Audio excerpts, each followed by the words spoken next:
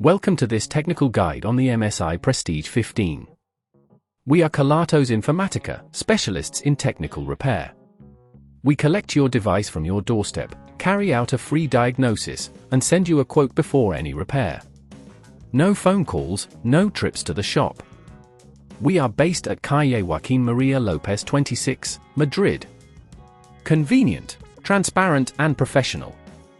Link in the description. If you've noticed that some keys on your MSI Prestige 15 don't respond, you're not alone. This issue can occur due to dust, debris, or even a malfunctioning keyboard mechanism. If left unaddressed, it can hinder your productivity and lead to further complications.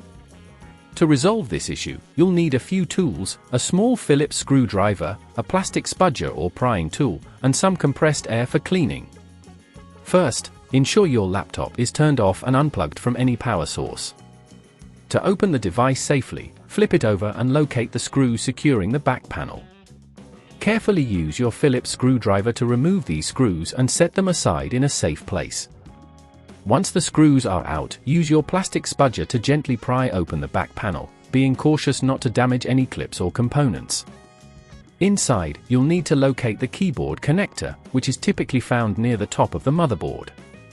Gently disconnect this cable by pulling on the connector, ensuring that you do not tug on the wires themselves. Now, take a close look at the keyboard itself.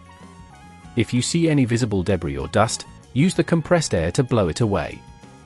If a key mechanism is broken, you may need to replace the entire keyboard. To do this, first, remove any additional screws holding the keyboard in place. Once these are out, you can carefully lift the keyboard from its position.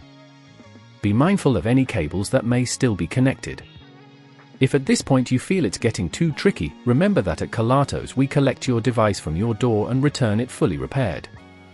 After replacing the keyboard, reconnect the keyboard cable to the motherboard. Ensure it's seated properly to avoid any further issues.